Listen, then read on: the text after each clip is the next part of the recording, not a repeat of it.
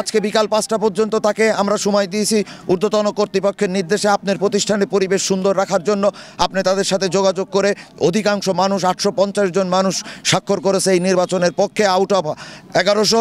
এর ভিতরে আপনি এই মতামতের ভিত্তিতে যোগাযোগ করে আপনি পরিষ্কার থাকেন, পরিবেশ সুন্দর রাখেন। যতক্ষণ পর্যন্ত উনি এই কাজটি আগামী 2 দিনের ভিতরে না করবে ততক্ষণ পর্যন্ত আমাদের এই অবস্থান কর্মসূচি চলতে থাকবে। সে তো আমাদেরকে বাধ্য করছে যে বিভিন্ন কর্মসূচিতে যাওয়ার জন্য।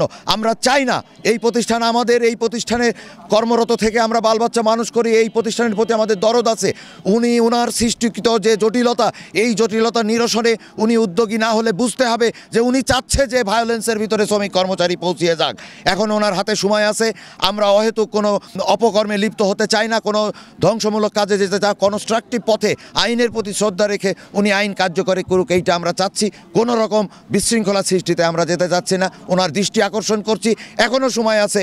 উনি স্বপ্রণোদিত হয়ে আমাদের এই শ্রমিককে একসাথে চলার তৌফিক দান করুন। ব্যবস্থাপনা চালককে নির্দেশ দেওয়া সত্ত্বেও তিনি মহামান্য হাইকোর্টের নির্দেশ অবমাননা করে পরবর্তীতে সুপ্রিম কোর্টে স্টে হওয়ার পরে সেটা নো অর্ডার পাশ করার পরেও নির্বাচনের পূর্বের রায় বহাল থাকা সত্ত্বেও উনি নির্বাচন করার কোনো পদক্ষেপ গ্রহণ করেনি। তার উপরে বিশ্বাস আস্থা রেখে আমরা দীর্ঘদিন অপেক্ষা করেছি। পরবর্তীতে শ্রম কর্মসংস্থান মন্ত্রণালয় বারবার তাগিদ দেওয়া সত্ত্বেও বারবার এসে বৈঠক করে নির্বাচন করার ব্যবস্থা করার জন্য নির্দেশ করার পরেও তিনি কোনোভাবেই সহযোগিতা করেননি, যেটা উপপরিচালক নিজে স্বীকার করে গিয়েছেন, নিজে বলে গিয়েছেন। স্কিন শুষ্করুক্ষ হয়ে যাবে বলে কি বাইরে যাবে না?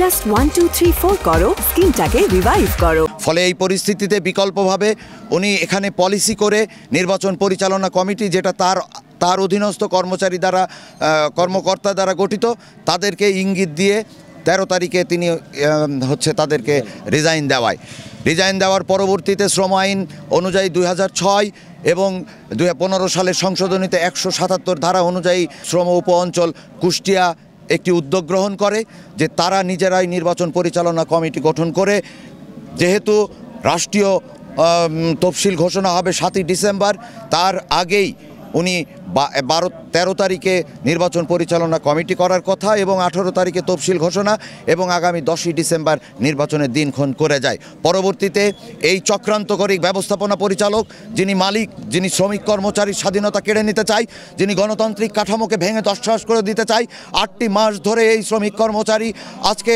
ইউনিয়ন শূন্য, তাদের নেতৃত্ব, তাদের অধিকার, তাদের প্রতিষ্ঠিত করার নেতৃত্ব তৈরি থেকে তারা বঞ্চিত হয়ে আছে। এটি কিন্তু তিনি তার সুকৌশলে করে যাচ্ছে। সর্বশেষ তিনি শিল্প মন্ত্রণালয়ের সহযোগিতা নিয়ে এখানে একটা নাটক সাজিয়ে একটা মিথ্যা তথ্য উপস্থাপন করে এই নির্বাচনকে উনি প্রশ্নবিদ্ধ করে তুলেছেন।